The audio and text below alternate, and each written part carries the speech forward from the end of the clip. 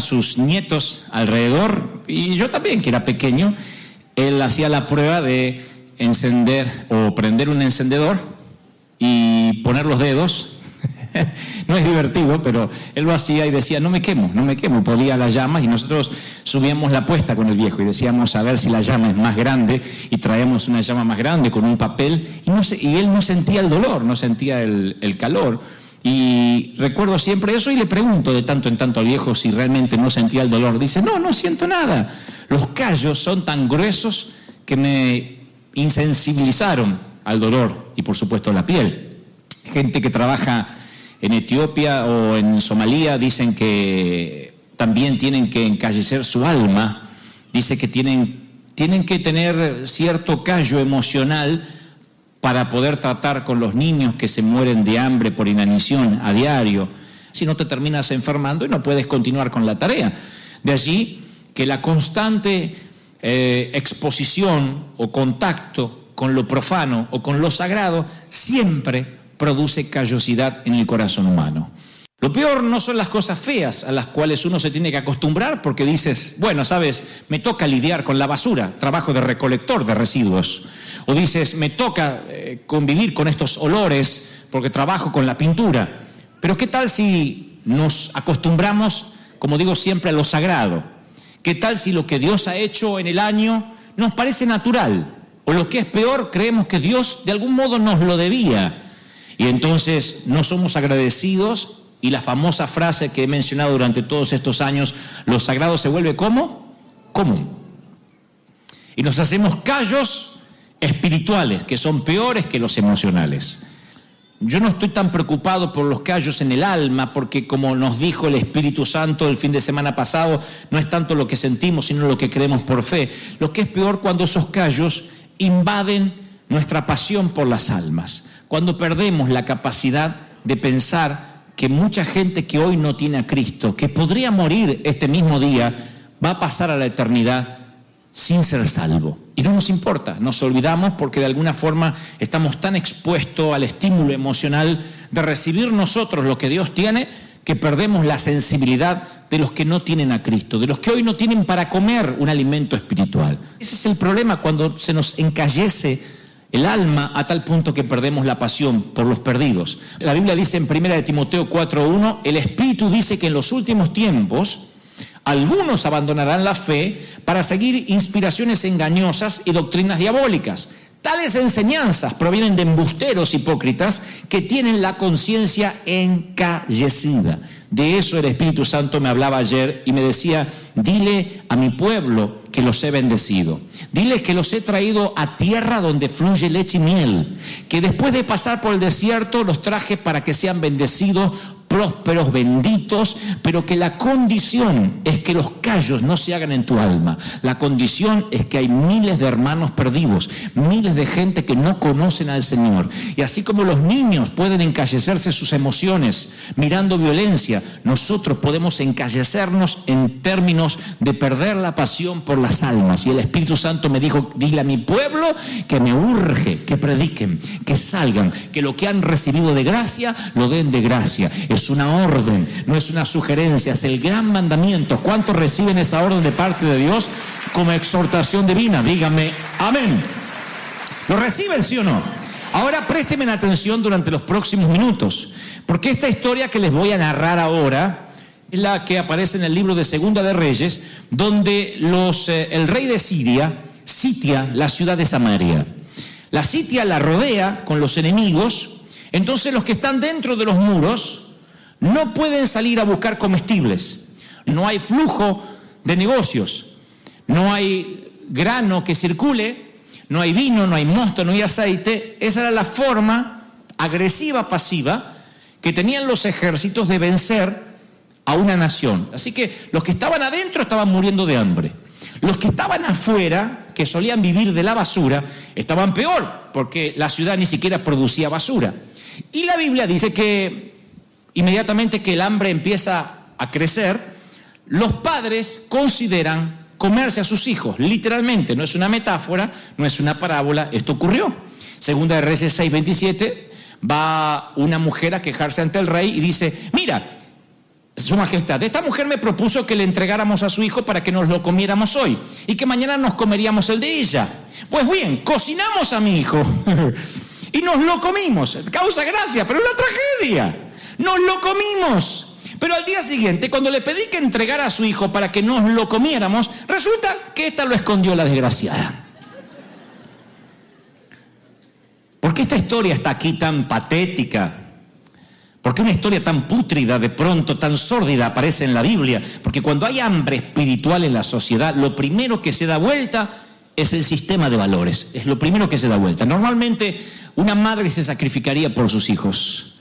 Pero cuando en un hogar los hijos pasan horas y horas y horas con una tablet o frente a la pantalla para que no molesten, literalmente están permitiendo que el diablo se coma a sus hijos.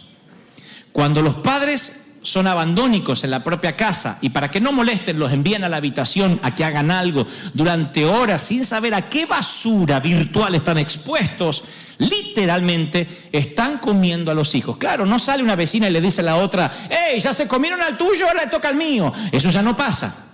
Pero en términos espirituales es exactamente lo que está ocurriendo cuando hay hambre en la tierra. Que el sistema de valores empieza a cambiar. Y los padres, en lugar de dar la vida por los hijos, los primeros, los más débiles, son los que demuestran cómo está la sociedad. Nuestra responsabilidad como padre es no permitir que el diablo los devore, no permitir que la sociedad, que el sistema que los quiere llevar a un mundo que los desconecte de los padres, avance cada día más en nuestro hogar. Es nuestra responsabilidad en el hogar ser faros, ser cuidadores, ser vigiladores. No tengan miedo de poner un password, no tengan miedo de investigar dónde navegan. Si tus hijos, como digo siempre, viven en tu casa y no pagan la renta, son tu responsabilidad. No son inquilinos, son hijos. Tengan 20, 25, 30 años, son tus hijos. Mientras vivan bajo tu techo, vivirán en una casa de bendición. Vivirán en una casa donde hay un sacerdote o una sacerdotisa que diga, todo lo que entre aquí tiene que ser de bendición. No voy a permitir que Satanás coma a mis hijos delante de mis ojos, aunque haya hambruna en la tierra, aquí habrá pan en la casa del pan. ¿Están conmigo, sí o no?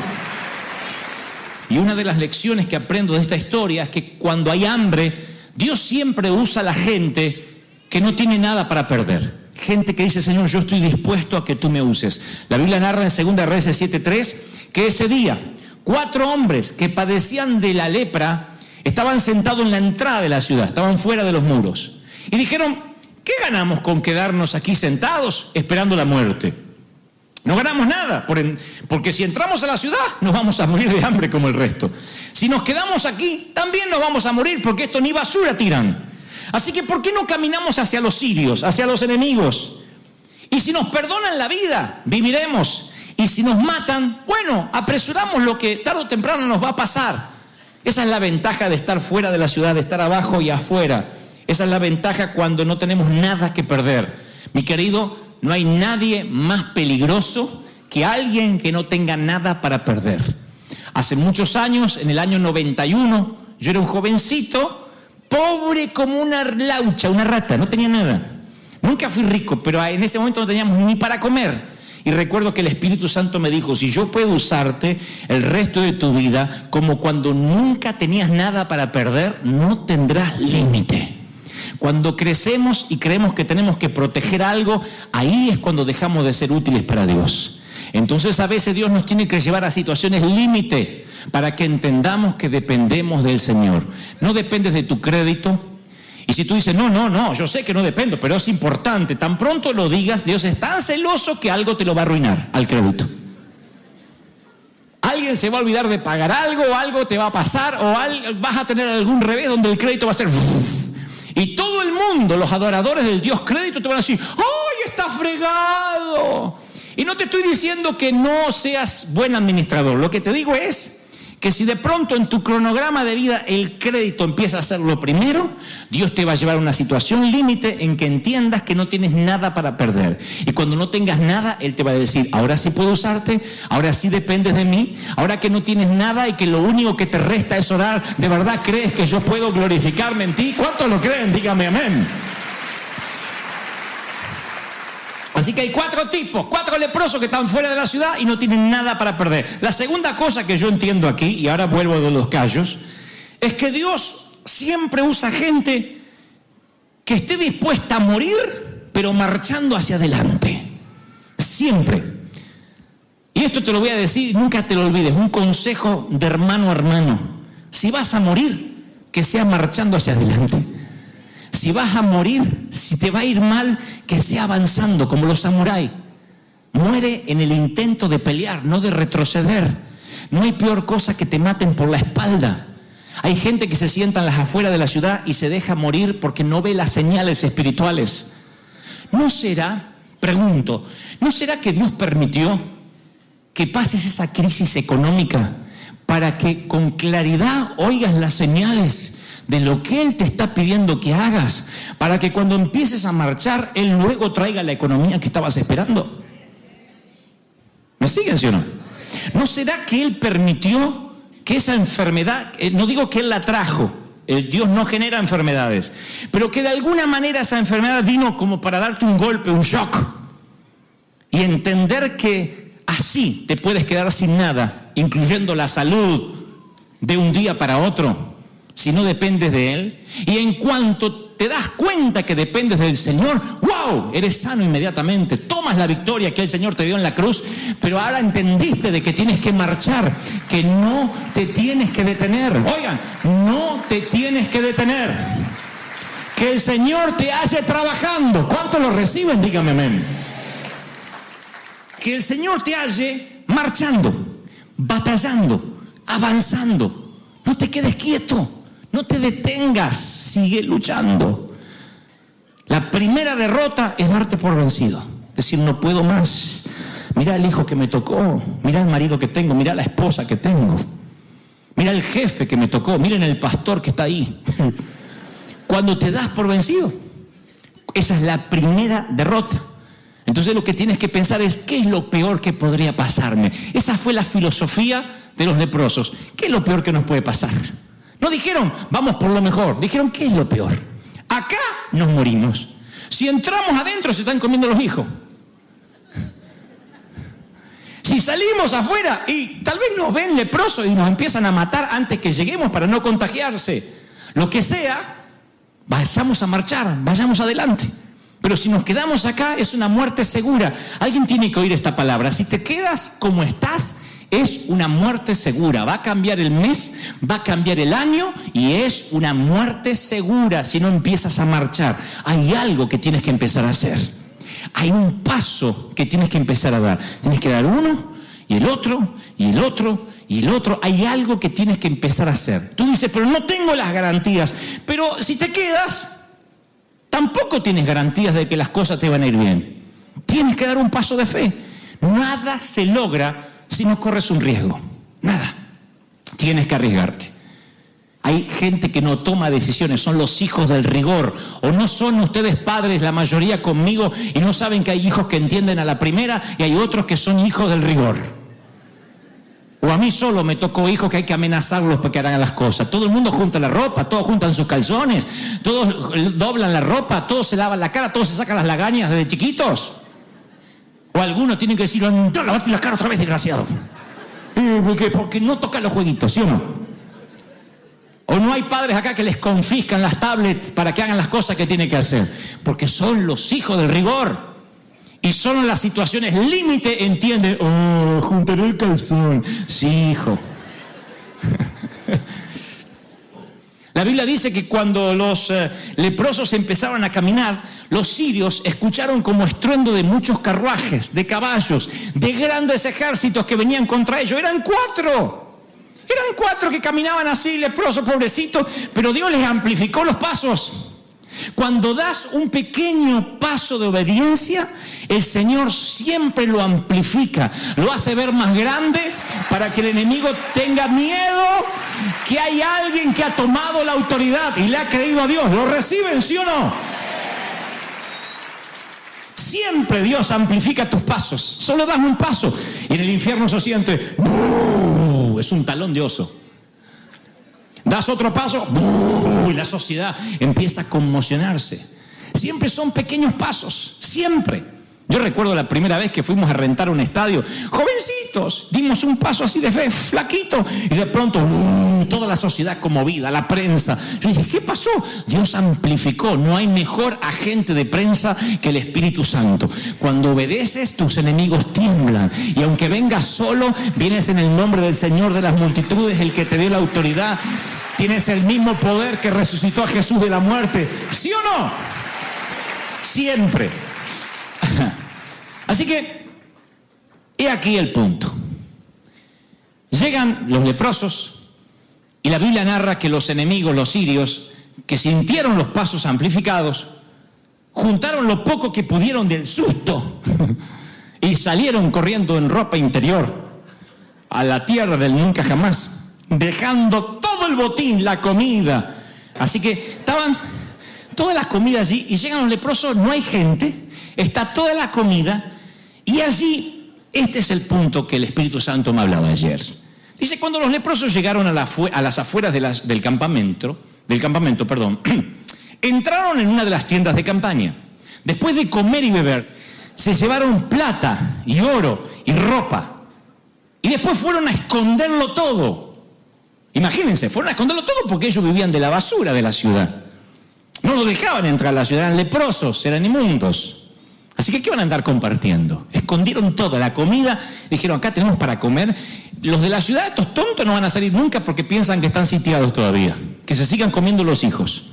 Aparte, algunos hijos hay que comerlos a esos. Nunca van a salir.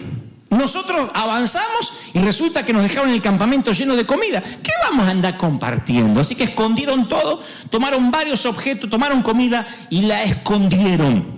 Esa es la mente encallecida de acumular y esconder lo que es la voluntad de Dios. Cuando estuve en Israel, conocí el Mar Muerto. Es un mar o un lago que es un callejón sin salida. Solo libera su ingreso de agua a través de la evaporación. Y no tiene corrientes de agua, ni tributarios de flujo o rastro de vida en sus costas. Es un mar muerto. Y la iglesia puede convertirse en eso, en un montón de leprosos o ex-leprosos que amontonan comida y que corremos el riesgo de la entropía, del estancamiento y además del mal olor del agua estancada. ¿Saben dónde hay más mal olor? Donde el agua está quieta. ¿Saben dónde hay más chismerío? Cuando no estamos haciendo nada, cuando no estamos predicando, cuando no estamos saliendo, cuando no hay visión. Entonces somos como un mar muerto, escondiendo comida. ¡Ay, qué palabra Dios nos trajo el domingo! ¿Qué vas a hacer el lunes con esa palabra que Dios te dio el domingo? Cuando tú escondes comida, te encalleces espiritualmente. No tienes salida. Ustedes han visto que las personas somos como las esponjas. Las pones debajo del agua y se satura. Y después la puedes poner todo el día debajo del agua y ya no absorbe más.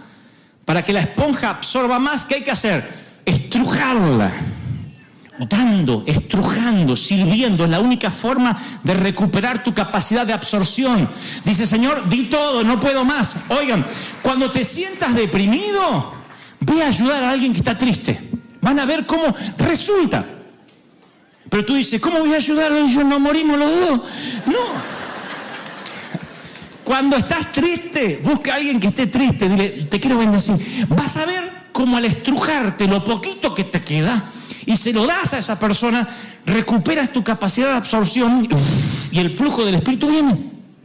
Pero si esconde comida, si esconde porque dices que no tengo, haces que la cosecha no venga en tu vida. Es un principio espiritual. Es como aquel que dice, conté la plata y no voy a diezmar. ¿Cómo voy a diezmar? Encima que no tengo que sacar el 10%. Entonces cuando haces eso te cierras a lo que Dios quiere hacer y menos te va a quedar.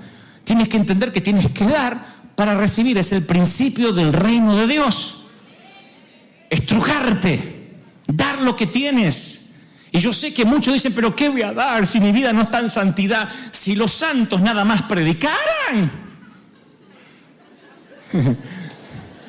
Yo no estaría acá, ustedes no estarían acá y no me miren con esa cara de hipócrita porque tampoco estarían acá.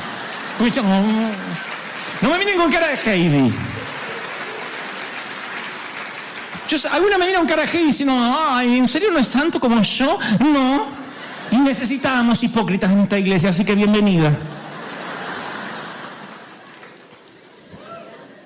Pero yo entendí que si quiero recibir, tengo que dar. Si no, empezamos a oler mal. Tienes que dar. Tienes que bendecir. Cuando te sientas enfermo, ve y sana a un enfermo. Cuando te sientas triste, ora por alguien que esté más deprimido. Siempre hay alguien más deprimido que tú, te lo aseguro. Siempre. Cuando te sientas que no tienes dinero, dile, vamos a hacer una cosa, vamos a sembrar a alguien que hoy no tiene para comer.